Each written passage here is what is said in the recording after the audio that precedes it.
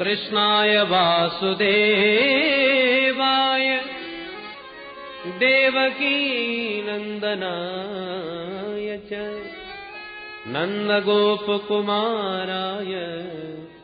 गोविंदाय नमो नमः। इस प्रकार से बड़ी प्यारी 26 श्लोकों में कुंती महारानी ने स्तुति करी। नमस्ये भतीजे को नमस्कार नहीं है, पुरुषम त्वाद्यम ईश्वरम प्रकृते परम, त्रिगुणात्मक प्रकृति से परे उस परम पुरुष आदि पुरुष भगवान नारायण को मैं प्रणाम कर रही हूं।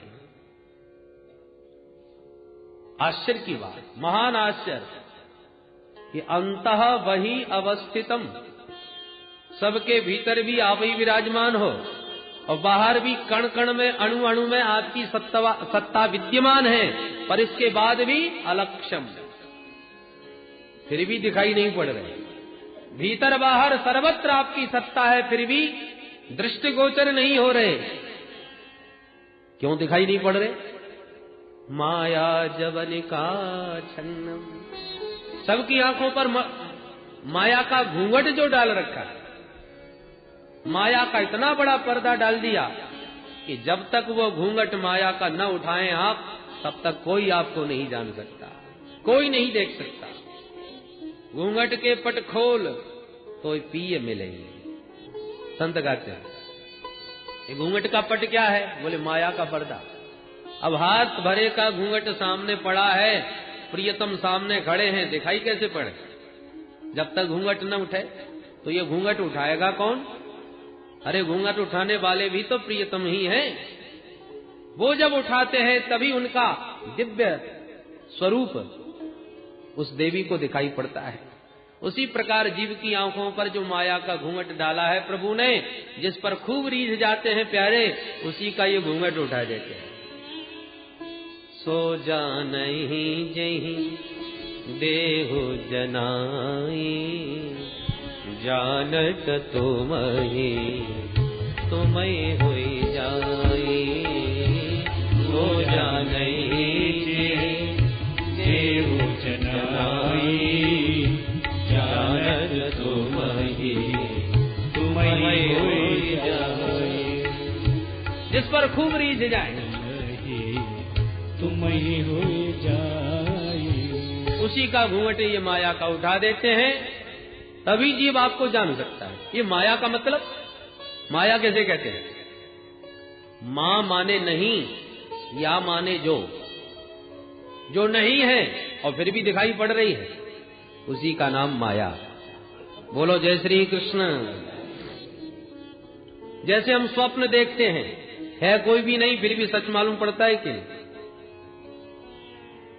जंगल में घूमते घूमते हाथी दिख गया, पसीने छूट गए, भागे, दौड़े, चिल्लाए, तब तक हाथी ने हमको पकड़ लिया सूंड से।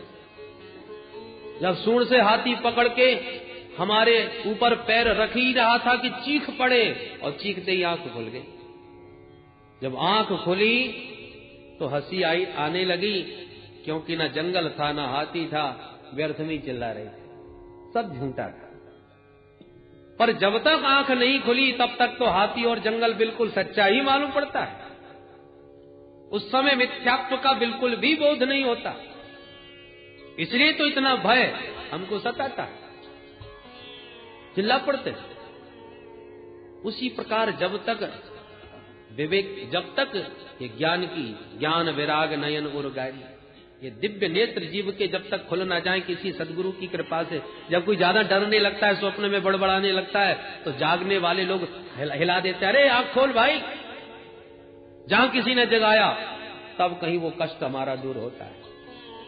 मोह निशा सब सो बनिहारा, देखे स्वप्न अनेक प्रकारा। हम सब भी मोह की निद्रा में सो करके विविध स्वप्न देख रहे हैं, ये कर रहा हूं, वो कर रहा हूं, वहां जा रहा हूं, अरे ये कैसे होगा, वो कैसे होगा। कभी रो रहे हैं, कभी हंस रहे हैं, कभी नाच रहे हैं, कभी गा रहे हैं। पर सदगुरु जब आकर के हाथ हिलाते हैं, हम कहानी आंख खोलते हैं, तो कहाँ इन झूठे झंझा बातों में भटक रहा है, गा रहा है और रो रहा है। चल देख अपनी आंख खोल करके तेरा स्वरूप क्या है। तब आंख खुलती है और तब ये स्वप्न हमारी समझ में आता है। जागे बिना स्वप्न की स्थिति समझ में नहीं आती। माया का भी स्वरूप ऐसा ही है। इस माया ने भी हमको जो असत है उसको सत रूप में दिखा दिया, जो सत है वो छुपा दिया। जादूगर यही करता है। जादूगर क्या करता है? जो नहीं है उसे प्रकट करके दिखा देता है, और जो है उसको गायब करके दिखा देता है। लोग हैरान रह जाते हैं। दृष्टिर्बंध करके, चक्षुर्बंध करके वो जो दिखाना चाहता है दृष्टा वही देखता है। यही उसका चमत्कार इंद्रजाल का है। इसी का नाम माया है। सब लोग हैरान होते हैं जादूगर की उस माया से, पर एक बिल्कुल हैरान नहीं होता, और वो कौन है? उसका जमूड़ा। जादूगर के साथ एक जमूड़ा होता है। हाँ जमूड़े, तो मालिक के सामने सदा सावधान हाथ जोड़ के रहता है। तो जादूगर की विद्या से सभी दृष्टा हैरान होते हैं कि कैसे कर दिया, ये कैसे हो गया, गला काट के दिखा दिया, नोटों की गड्डियां बना बना के दिखा दी। पर जमूड़ा पर कोई प्रभाव नहीं पड़ता, क्योंकि वो सारे रहस्य जादूगर के सानिध्य में रहकर के जान जाता है। उसी प्रकार परमात्मा है जादूगर, माया है उनकी जादुई विद्या, और हम सब देखने वाले हैरान हो रहे हैं। उस भगवान की माया से प्रभावित हो रहे हैं, पर जो जमूड़े हो जाते हैं, मतलब जादूगर के चरणों से जो जुड़ जाते हैं, वो ये सारी माया विद्या को, इस इंद्रजाल को ठीक से समझ लेते हैं। फिर ये माया उन्हें प्रभावित नहीं कर पाती। जादूगर की कृपा के बिना इस माया जाल को समझना बहुत कठिन है। मायापति की शरण में आ जाओ, माया का रहस्य समझ में आ जाएगा, तभी आप माया से मुक्त हो सकते हो। नटकृत बिकट कपट खगराया, नटकृत बिकट कपट खगराया, नट सेवक ही न व्यापै माया, नट सेवक ही न व्यापै माया, नटकृत बिकट कपट खगराया, नटकृत बिकट कपट खगराया। श्री कागभूषण जी महाराज कह रहे हैं पक्षीराज गरुड़ से, नट की बड़ी विचित्र विचित्र लीलाएं होती हैं, चमत्कृत रह जाते हैं दृष्टा, पर नट सेवक ही न व्यापै माया। जो नट का सेवक है, जमूड़ा जादूगर का जो हो गया, वो सब जानते हैं। इसलिए माया को सब कोई भजे, माधव भजे न कोई, और जो कदापि माधव भजे तो माया चेरी हो। जादूगर का सानिध्य प्राप्त करने वाला वो जमूड़ा भी एक दिन स्वयं जादूगर बन जाता है। डॉक्टर के सानिध्य में रहने वाला वो सेवक एक दिन खुद भी डॉक्टर बन जाता है। समझ में आने लगते हैं रहस्य। इसलिए प्रभु की कृपा के बिना ये माया का रहस्य समझना संभव नहीं। कुंती महारानी कहती है, प्रभु आपका ये जो श्री सुंदर विग्रह है, ये परमहंसों को भी श्री परमहंस बनाने के लिए, उन परमहंसों के हृदय में भक्ति योग का विधान करने के लिए ही आपका मुख्य रूप से अवतार हुआ है। आपके अवतार का मुख्य हेतु मैं तो यही मानती हूं। बड़े बड़े अमलात्मा, विमलात्मा, महात्मा, योगींद्र, मुनींद्र, संत, सन्यासी आपके इस रूप के रहस्य को नहीं जान सकते, तो कथम पश्येम स्त्रिय, मैं क्या समझूं एक साधारण सी स्त्री। मैं तो सिर्फ इतना ही जानती हूं कि मेरे भैया वसुदेव, भाभी देवकी के 8वें पुत्र हैं आप, इससे ज्यादा मैं कुछ नहीं जान सकती। पर हां, एक विश्वास अवश्य प्रभु, कि जो कृपा आपने मुझ पर बरसाई, ऐसी कृपा तो मेरी भाभी देवकी को भी आपसे प्राप्त नहीं है। भले ही आप देवकी के पुत्र हों, वो आपकी माताजी होंगी, और जो मुझे मिला वो देवकी को भी नहीं। भगवान बोले, वो कैसे? बोले, देखिए सरकार, देवकी के 8 पुत्र हुए, 8वें हैं आप। विवाह होते बिचारी को जेल खाने में जाना पड़ा, भैया ने बंदी बना लिया। एक एक करके संतान को पकड़ पकड़ के उसके भाई कंस ने उसकी आंखों के सामने मारे। अवाक बने, सब देखते रहे। परंतु जब मैं अपनी तरफ दृष्टि डालती हूं, कैसी आपकी अद्भुत कृपा।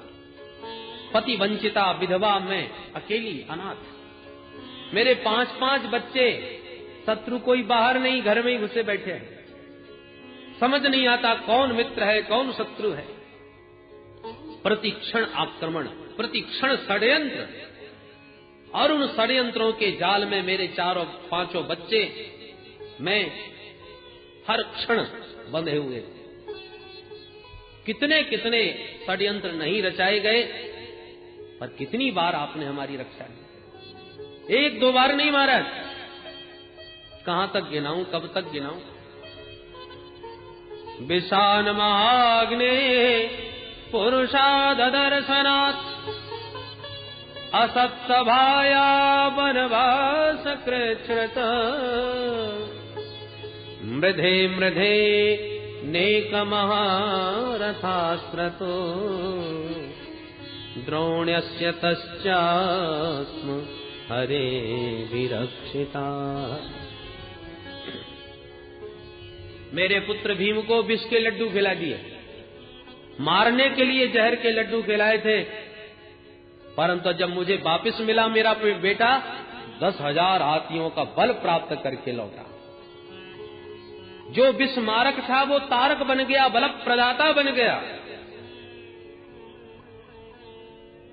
गरल सुधा रिपु करई मिताई, गरल सुधा रिपु करई मिताई, गोपद सिंधु अनल शीतलाई, गोपद सिंधु अनल शीतलाई, गरल सुधा रिपु करई मिताई, गरल सुधा रिपु करई मिताई। जिसके ऊपर गोविंद की कृपा हो उसके लिए गरल भी सुधा बन जाता है, विष भी अमृत तुल्य हो जाता है,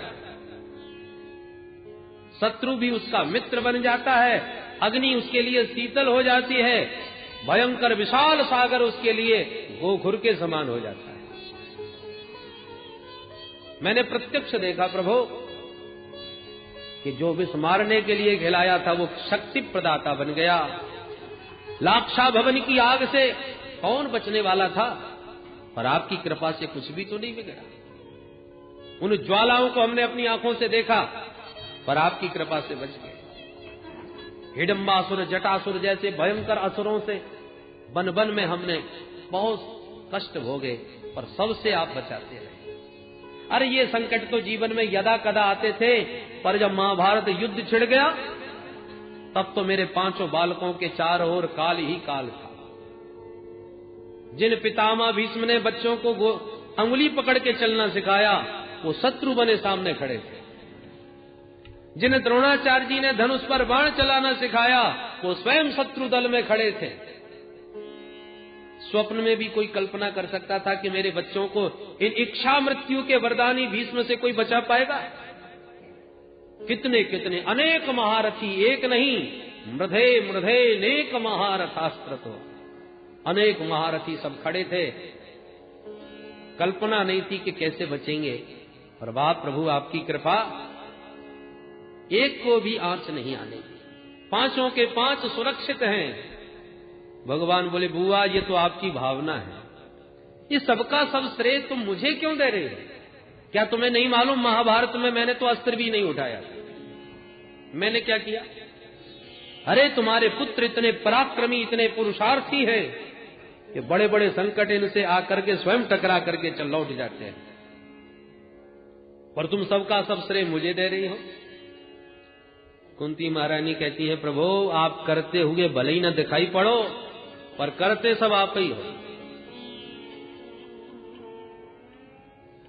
और भगवान ने अर्जुन से भी संकेत दिया कि तुझे निमित्त बनना है, मार तो सब मैंने दिए,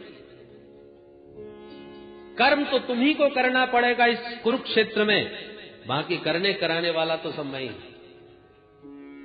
क्या होना है, क्या होगा वो मुझे मालूम है, मैं करूंगा, पर करते हुए तुम दिखोगे, क्योंकि कर्म तुम ही को करना है। सुग्रीव से भगवान ने स्पष्ट कहा, सुन सुग्रीव मैं मारे हूं बाली एक ही बाण, एक बाण से मैं मारूंगा बाली को। और फिर भी कहते सुग्रीव जाओ लड़ने के लिए। अरे जब आपको मारना है तो हमें क्यों पिटवाने भेज रहे हैं? भगवान बोले नहीं, लड़ना तुम्ही को पड़ेगा, तुम लड़ो, मारूंगा मैं।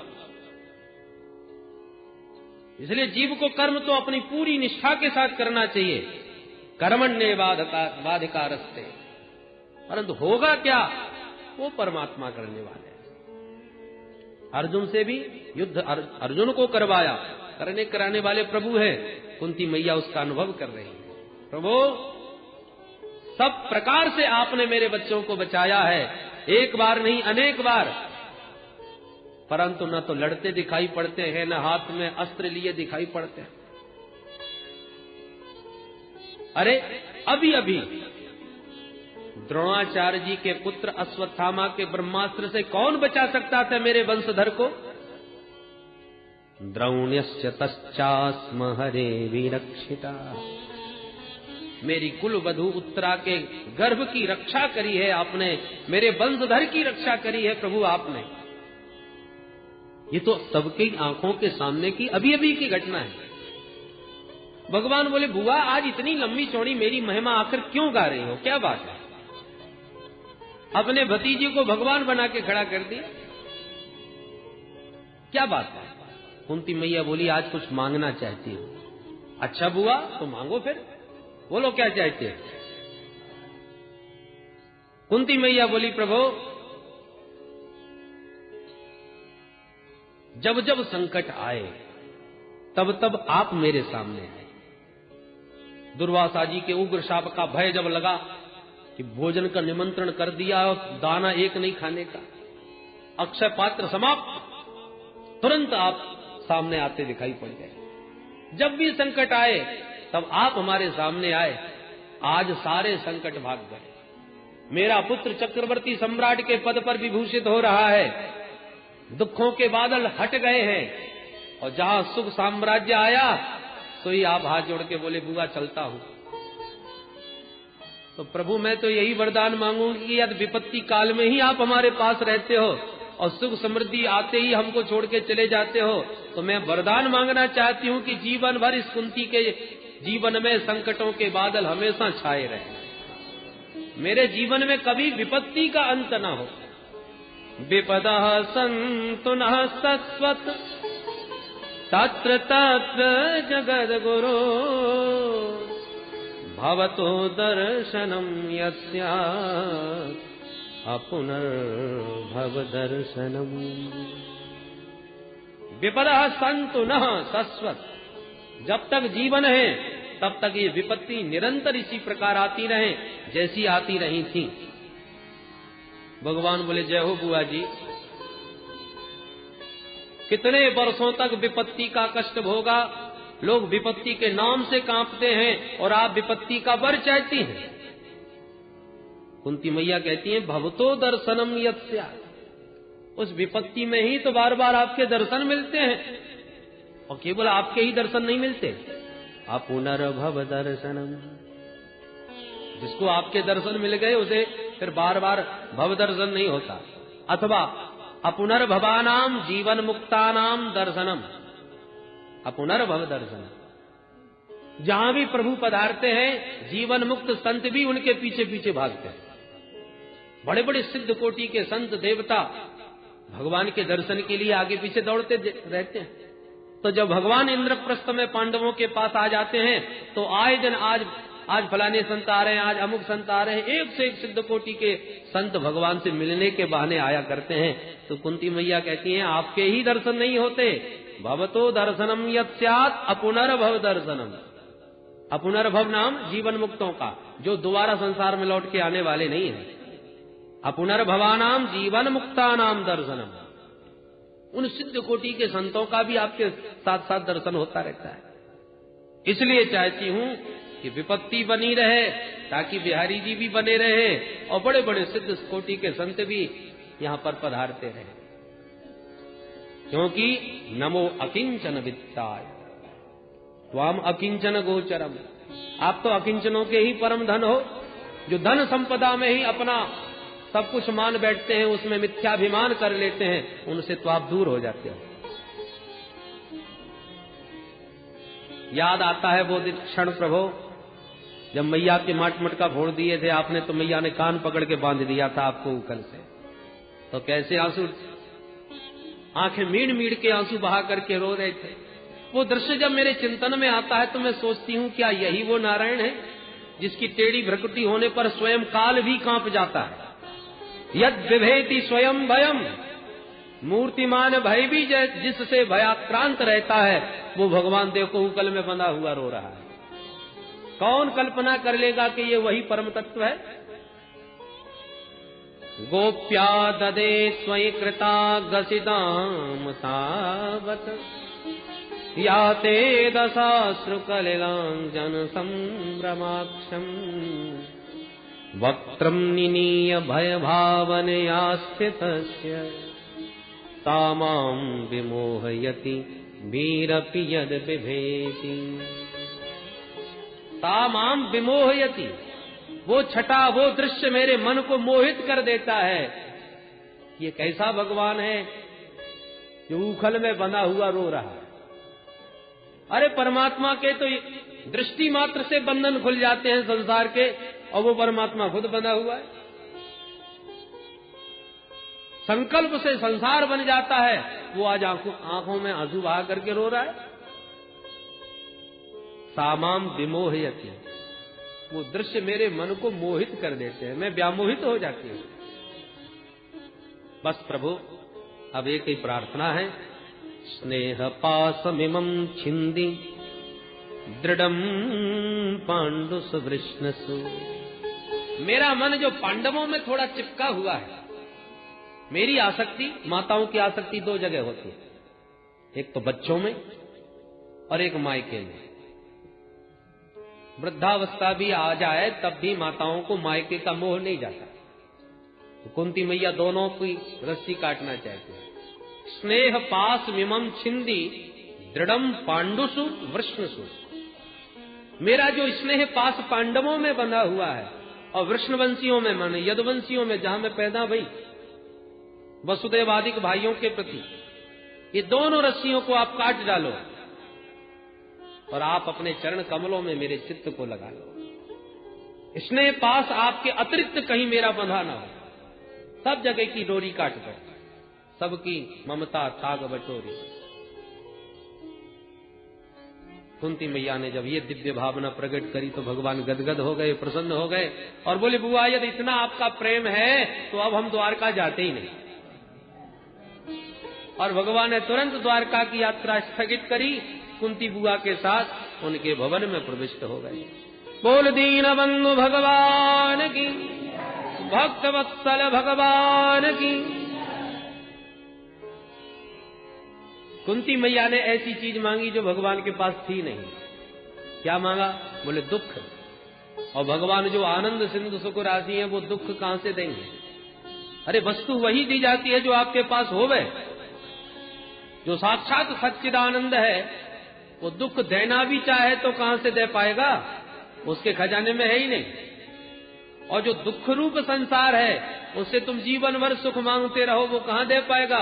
क्योंकि दुख रूप संसार में सुख है ही नहीं। दुखालयम शाश्वतम। जब भगवान को लगा कि बुआ ने मांगा दुख और मैं दे नहीं पाया, देना संभव नहीं, इसलिए भगवान ने अपने आप को ही दे दिया कि बुआ हम आपके साथ ही चलते हैं। पांडवों में आनंद की लहर छा गई। चलो चलते चलते प्रभु को बुआ के प्रेम ने रोक लिया, भवन में आए। पर एक दिन प्रभु ने देखा कि श्री युधिष्ठिर जी महाराज, धर्मराज थोड़े से चिंतित बैठे हैं, बहुत परेशान दिखाई पड़ते हैं। प्रभु आए, क्या बात है भैया? समस्त शत्रुओं का पराभव करके आज सम्राट की पदवी को विभूषित कर रहे हो, फिर भी मुंह लटकाए बैठे हो। युधिष्ठिर जी महाराज भी व्यामोहित हो उठे। हे प्रभु, जरा बताओ, जिन महापुरुषों की अंगुली पकड़ के चलना सीखा, जिनकी गोदी में खेले, जिनको हमेशा दंडवत प्रणाम किया, मैंने उन्हीं सबको समाप्त करके इस गद्दी को पाया है। हमारे कितने स्नेही जन थे, प्रेमी जन थे, उन सबको मार करके उनकी स्त्रियों का सिंदूर हमने समाप्त कर दिया। जब वो विधवा स्त्रियां मेरी आंखों के सामने आती हैं तो मेरा चित्त व्यथित हो जाता है कि इस गद्दी के लिए मैंने उनका सुहाग समाप्त कर दिया। मोह ग्रसित हो गए। भगवान समझाने लगे विविध भांत, पर युधिष्ठिर जी की समझ में बात आती नहीं, क्योंकि युधिष्ठिर जी श्री द्वारकाधीश प्रभु को अपना छोटा भैया मानते हैं, वात्सल्य भाव रखते हैं, अनुज की भावना है। और उपदेश तब प्रभावित होता है जब उपदेशक के प्रति गुरुत्व की भावना हो। यही प्रवचन कोई सफेद दाढ़ी वाला बोले तो ज्यादा समझ में आएगा। भगवान समझ गए इनको किसी बुजुर्ग के पास ले जाना चाहिए। भगवान बोले तो चलो पितामह भीष्म से मिलने चलते हैं। समस्त पांडव परिकर को लेकर प्रभु पधारे। पितामह भीष्म सरसैया पर शयन कर रहे हैं, बाणों की सैया पर लेटे हैं। जैसे ही पांडवों ने आकर के प्रणाम किया, नेत्र खोल करके देखा, शरीर का हिलना डुलना भी संभव नहीं, असह्य पीड़ा। सामने अर्जुन दिखाई पड़ गए। अरे अर्जुन, तुम्हारा सारथी नहीं आया क्या? प्रभु तुरंत सन्मुख आ गया। दादाजी मुझे याद किया क्या? अच्छा तो आप आए हो, फिर छुप करके क्यों खड़े हो, तनिक सामने आओ। भगवान तुरंत सामने आ गए। कहिए दादाजी कैसे याद किया? पितामह भीष्म बोले अर्जुन पहचानते हो इनको? अर्जुन बोले इनको कौन नहीं जानता दादाजी। कौन है तो बताओ। बोले हमारे मामा जी के लड़के हैं, हमारे मामा वसुदेव जी के पुत्र वासुदेव कृष्ण हैं। पितामह भीष्म हंसने लगे। वाह अर्जुन, कभी तो तुम मामा का लड़का बताते हो, कभी अपना सचिव बना करके परामर्श लेते हो, कभी दूत बना के संदेश वाहक बना देते हो, कभी गुरुजी बना के गीता का ज्ञान ले लेते हो, कभी सारथी बना के घोड़ों की लगाम थमा देते हो। कितने नाते हैं तुम्हारे। यम मन्यसे मातुलेयम प्रियम मित्रम सुहृत्तमम अकरो सचिवम दूतम सौहृदादथ सारथी। धन्य है प्रभु, आपके प्रेमी जो बनाते हैं आप वही बन जाते हैं। तोहे मोहे नाते अनेक मानिए जो भाव है, जो चाहो भगवान वही बन जाए। बोलो जय श्री कृष्ण। भगवान सेवक बनने को भी तैयार हैं, कोई सेवक बनने वाला तो मिले। भक्तवाल में एक बड़ा सुंदर प्रसंग आता है। श्री ज्ञानदेव जी महाराज के कृपा पात्र शिष्य श्री नामदेव जी महाराज और त्रिलोकचंद्र जी महाराज।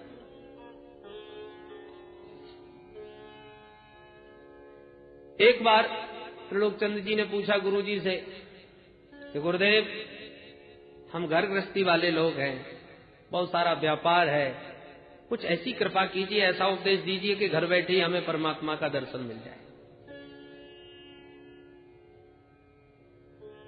तो बोले अच्छा एक काम करो, घर में जो भी अतिथि आवे उसे साक्षात परमात्मा की तरह पूजो और उसकी सेवा करो, तुम्हें परमात्मा घर बैठे ही मिल जाएगा। गुरुदेव ने आदेश दे दिया। तो दोनों दंपति, संतान थी नहीं, तो घर बैठे ही जो संत आवे अतिथि आवे उसे भगवत भावना से पूजते थे। सेवा होने लगी और साधु सेवा जब खूब होने लगती है तो साधुओं का आना जाना भी खूब बढ़ जाता है।